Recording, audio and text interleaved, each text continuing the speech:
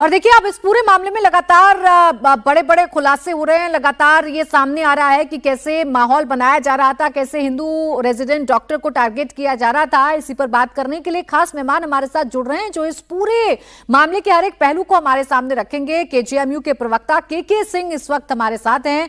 Sir, ये पूरा मामला आपके संज्ञान में कैसे आया? क्या सबसे पहले आपको समझ में आया? क्या कुछ हुआ परिसर के अंदर, बताइएगा सर।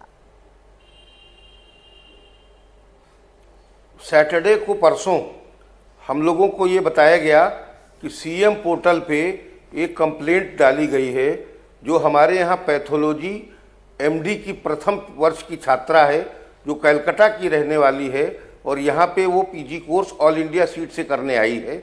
उसके पिता ने एक कंप्लेंट डाली है।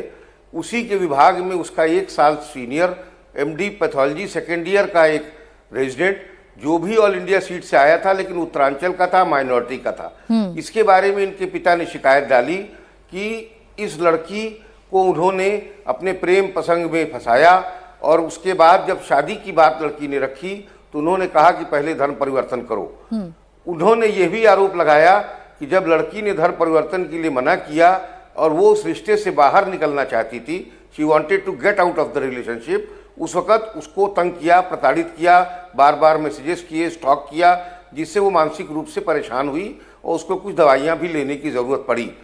अभी ये सब प्रकरण चल ही रहा था तब तक उनके पिता का आरोप है कि लड़की को जो दोस्ती शुरू हुई थी वो जून जुलाई 2025 में, लेकिन उनके पिता का ये आरोप है कि फरवरी 2025 में यानी उससे 4 महीने पहले वो लड़का एक दूसरी हिंदू डॉक्टर लड़की से शादी कर चुका था और उसने इस बात को इससे छिपाया। यही नहीं, उस शादी करने वाली डॉक्टर का भी उसने पहले धर्मांतरण कराया, फिर शादी की जी। हम लोगों के पास अभी कोई लिखित रिपोर्ट नहीं आई है, लेकिन जो समाधान पोर्टल मुख्यमंत्री जी का है, अगर कोई भी चीज मुख्यमंत्री जी के पोर्टल पे आ गई है जो कि एक ऑफिशियल पोर्टल है और मीडिया में प्रचारित हो रही है, तो इसका विश्वविद्यालय ने सैटरडे को ही, शनिवार को ही स्वतः संज्ञान लेते हुए कल मुझे इसके लिए नियुक्त किया था कि मैं इसकी सारी जानकारी जुटा पाऊं। हमारे वाइस चांसलर का, सोनिया नित्यानंद जी का स्पष्ट कहना है कि अगर ये आरोप सही है, क्योंकि हमारे पास शिकायत नहीं है, फिर भी आप फैक्ट फाइंडिंग करिए और अगर ये आरोप सही है तो विश्वविद्यालय के स्तर से जितनी भी कार्रवाई हो सकती है सख्त से सख्त उसको हम लोग करेंगे।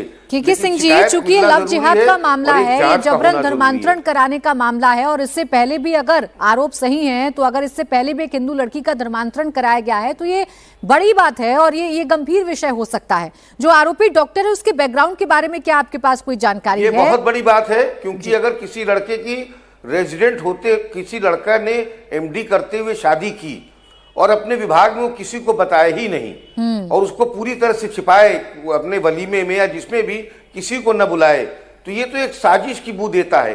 अगर कोई भी शादी करेगा तो सामान्य रूप से चाहे जिस भी जात बिरादरी में करे, ज्यादा या कम कुछ लोगों को तो वो शादी के फंक्शन में साझा करेगा, कुछ लोगों को बुलाएगा। अगर वो किसी को बताता ही नहीं है, क्योंकि वो हॉस्टल में नहीं रहता था, बाहर रहता था, तो इसकी जानकारी हमारे यहाँ के अन्य छात्रों को नहीं हो पाई। आज हम लोगों ने अभी 11 बजे पूरे विभाग के सारे शिक्षकों को और जो उससे वरिष्ठ जूनियर डॉक्टर्स हैं उनकी एक बैठक करने को हेड ऑफ डिपार्टमेंट से कहा था कि जिससे और ज़्यादा जानकारी मिल सके।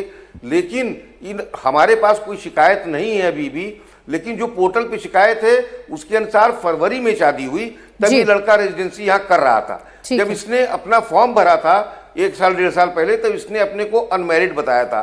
तो अगर इसने फरवरी में शादी करी और वो भी एक धर्मांतर करा के करी, फिर जून में ही 3 महीने बाद उस लड़की के साथ नहीं रह रहा है, इसके साथ लिव इन में रह रहा है। लव ट्रैप, लव जिहाद और फिर धर्मांतरण का ये खेल कहां तक इसके तार जुड़े हुए थे सर, ये तो आप लोग जब जांच करेंगे उसके बाद सामने आएगा कि कितना खतरनाक काम है और किन किन लड़कियों को अभी तक इस पूरे केस में टारगेट भी किया गया है। शुक्रिया आपका सर हमारे साथ जुड़ने के लिए और तमाम जानकारी हमारे साथ साझा करने के लिए।